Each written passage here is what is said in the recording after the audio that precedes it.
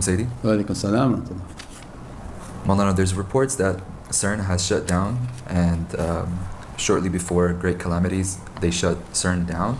Is that due to a release of some sort of demon, or what is the reason behind shutting down? I don't know what their reason is, but we know that their manipulation of energy was to make portals, and they're summoning these different shaitans. And they even have their their logos define it. So they have the Shiva at the entrance of their portals, which is their demon of destruction. So they have given themselves to every type of wickedness. When people become possessed, they're no longer human. So the things they do are not based on humanity. That's when we describe that, understand a parasite. Like a bad sci-fi movie we are living through now. When someone's human, they eat right, they talk right, they act right. And say, oh, there's a human. If they become possessed, lose their humanity, they're no longer under the understanding of humans. So there's no why are they doing it, because they're not human anymore. They possess a person, that person goes into that room, into that machine, and helps to build that machine to bring more demons through so that we can possess more people on this side. Similar to Juj and Majuj, they're trying to come through. So they get the humans to build these things for them, facilitate the physical because they're not physical, and if they manifest in their jinn form, people would have attacked them, and they're in their weakest in their manifest form. But when they enter into human, you can't tell that they've entered in. But that human no longer acts human, because you'd ask them that, why are you making something to bring demons through? They're going to eat you, they're going to eat your family, and they're going to destroy everything you know of this reality. So it can't be a person with logical sense doing that. These are illogical acts. But through spirituality you understand why they're doing that, because they've given themselves to shaitan. And they're not conscious anymore of what they're doing and why they're doing it. But they want to open the floodgate and bring many more shaitans in. And I would imagine that they have to do all of that, and eventually they want to bring their quantum computing, which are big demons. So again they plan, but we have a creator whom has written their plan, and his plan is above all plans. So there's a variable that they don't believe in, and those whom have belief just sit back and watch and say, okay, they do what they want to do, but the creator has a plan and it's operating through whatever they're doing. Because you have to take people to a level in which they witness unseen. They didn't believe in unseen. They keep asking, is there something after this? When you see them manifest, you'll understand, yeah, there's got to be a lot after this. Because you didn't believe in the unseen, but when the unseen becomes visible, belief becomes something very strong, because people will understand that this is real, these demons are real, these devils are real.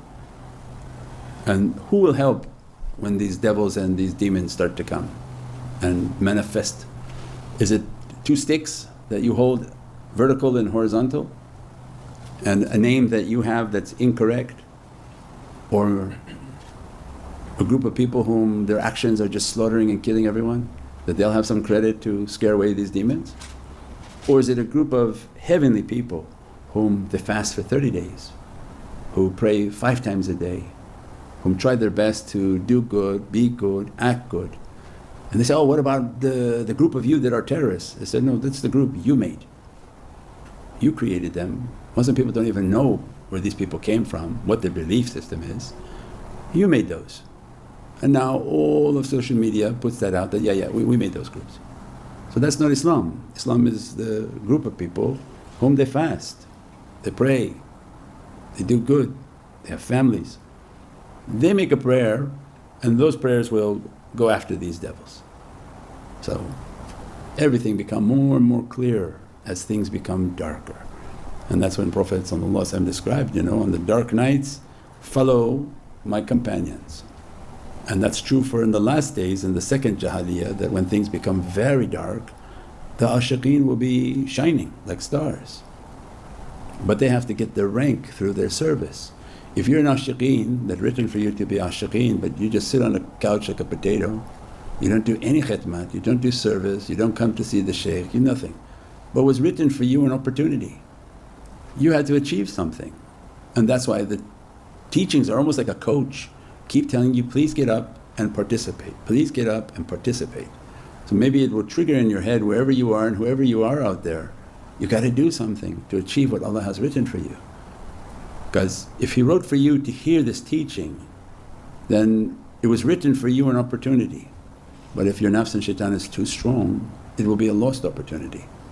But you'll achieve it much more difficult way in the grave, where you get eaten by these things, and in the grave now you have to be cleaned, and in the grave you have to achieve your rank. Where Allah says, did you hear those lectures? Say, yes. Did you achieve those? No. Now we're going to achieve it, you're going to go into seclusion in the grave. But that's 70,000 times more difficult. To achieve those ranks in the grave is full on real. When we describe that on the dunya, you sleep, you start meditating, you become sensitive to energy, all of a sudden at night you get an attack and you're not comfortable with that. You wake up, wash, take it away from you. Breathe, again meditate, contemplate, energy comes, you're not comfortable. Energy come and touch you and make you to be familiar with the thing, oh you're so frightened and scared and running away, until they keep telling you, go back and sit there, do not be scared of anything. Make your connection until you become more familiar. This is under controlled environment. Now imagine that scenario in the grave. That's something completely different. You enter the grave and the shaitanic character that you carried comes into that grave with you, and it's full on battle, trying to attack you, eat you, ravage you, and you're full on battling with that. Because now you're at all your senses, you have all your ability to feel, and you feel that devil attacking you. But on the physical plane, when you're training, you're desensitized because you're not feeling fully through your reality. Just a little bit of like electrical battery touching you, a little bit of agitation, a little bit of aggravation to train. But if you take all that away and you go into your reality, and in your grave are shaitans that have to be dealt with, is very difficult, very difficult. There's no break. So achieve what you have to achieve now. And many people are there's a door opening. People are starting to experience things, feel things, and so this guy wasn't lying. I said, no, he doesn't lie.